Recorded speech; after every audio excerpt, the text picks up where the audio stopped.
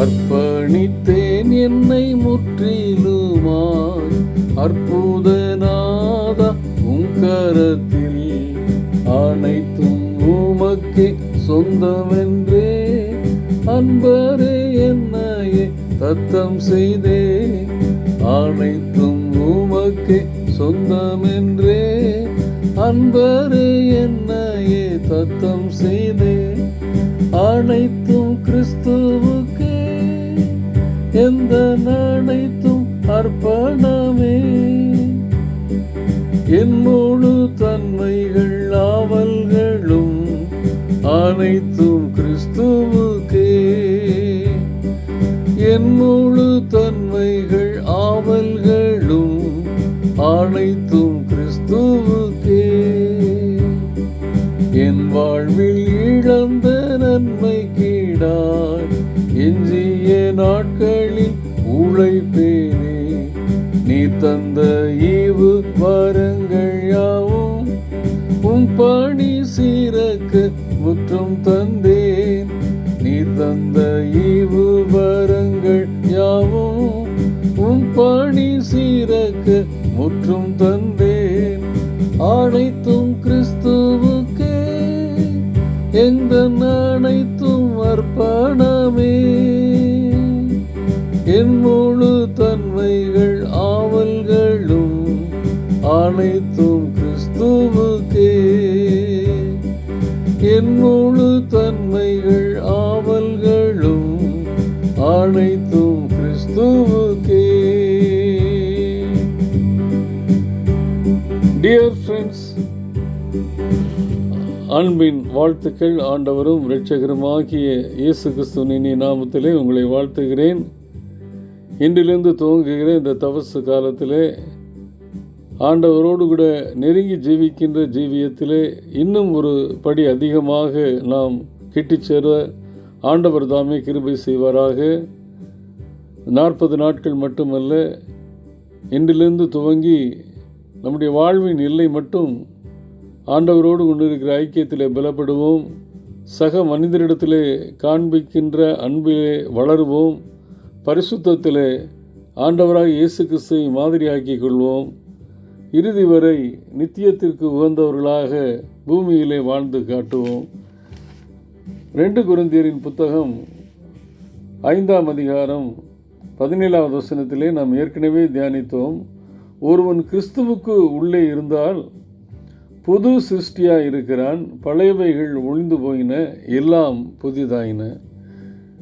ஒரு புது வாழ்வுக்குள்ளே நாம் கடந்து செல்வதற்கான ஒரு சரியான தருணம் நம்மை ஆராய்ந்து பார்ப்பதற்கும், நாம் விட்டு விலக வேண்டிய காரியங்களை விட்டு விலகுவதற்கும், எந்த பாதையில் நடக்க வேண்டும் என்று தெரிந்தெடுப்பதற்கும் ஒரு சரியான தருணம் இந்த நாட்கள்.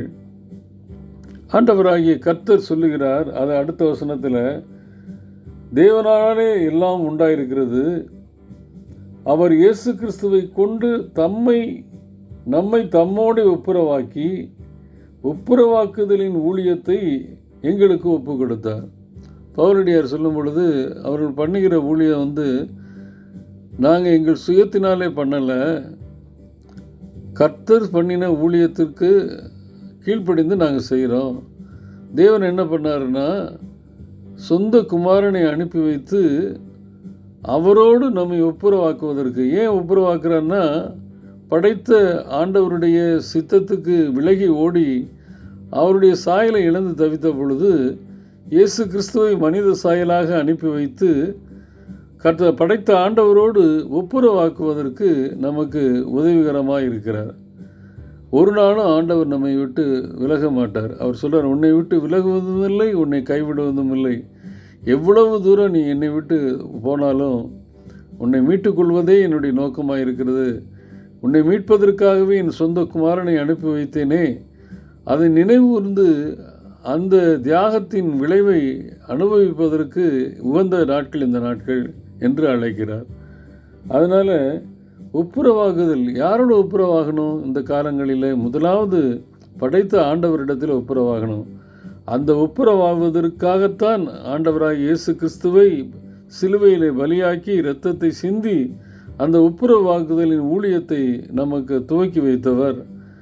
நானும் படைத்த ஆண்டவரும் ஒப்புரவாக வேண்டும் முதலாவது. இரண்டாவது, யார் யாரிடத்தில் நான் சக மனிதரிடத்தில் ஒருவருக்கொருவர் மன்னித்து ஒருவருக்கொருவர் அன்பு செலுத்துவதற்கு உகந்த நாட்கள் இது. பகைமை வைத்து கொண்டு பணி செய்வது பிரிவை தான் உண்டாக்கும். இன்றைக்கு அநேக நேரங்களிலே நாம் பகைமையை பெருமையாக நினைத்து கொள்கிறோம்.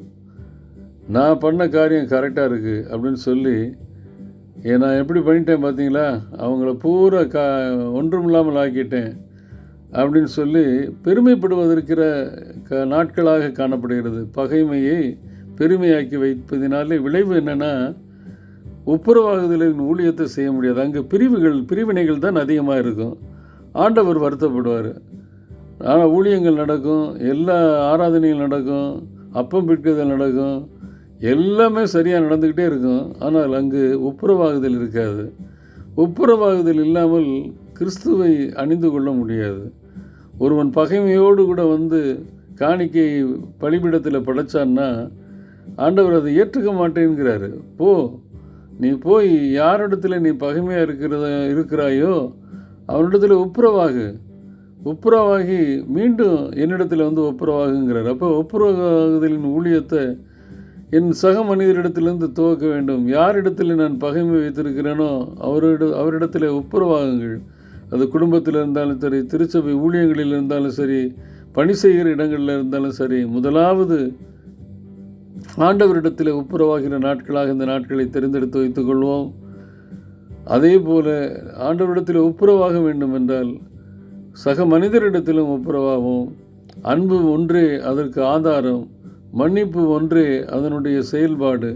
இவைகளெல்லாம் தாராளமாக இயேசு கிறிஸ்துவை போல நாம் பகிர்ந்தளித்து இந்த பூமியிலே நம்ம கொடுக்கப்பட்ட நாட்களிலே கர்த்தருடைய சாயலை அவராலே கவரப்பட்ட நாம் அவரை போல வாழ்ந்து காட்டுவோம். அதுவே இந்த தபசு காலத்தின் முக்கியமான நாட்கள், முக்கிய நோக்கம்.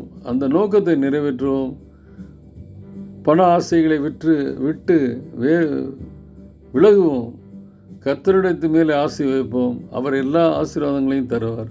அப்படிப்பட்ட நாட்களாக இந்த நாட்கள் அமைய வாழ்த்துகிறேன். கர்த்தர் தாமே நம்மை ஆசீர்வதிப்பாராக. ஆமேன்.